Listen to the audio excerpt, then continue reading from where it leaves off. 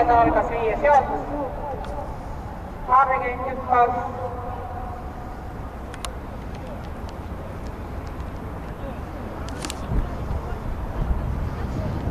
Jooksu läks juhtima 5 Edith Pahv, Harrigen takistamata Koropp.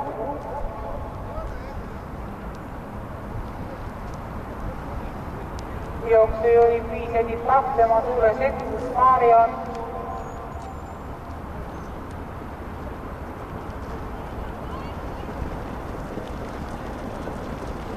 Jooksu juhib Edith Pahv. Esimene 500 läbitud 18,4. Jooksu juhib Edith Pahv, teine hetkel 4 Makipoi. Edasi Marion. Ja vivo sempre la Isla Bonita. Hobused jõuavad Linnakului keskele. 800 meetrit finišini. 5 Edith Pahv, 4 Makipoi, 1 Marion, 3 vivo sempre. 1000 meetrit läbitud 19,0.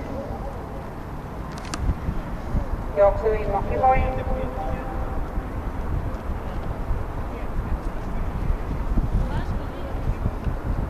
Järgnevad Marion ja vivo sempre. Edasi Edith Pahv ja la Isla Bonita. Hobused lõpetavad standi kurvi, viimasele sirgele jõuab esimesena välja Makipoi.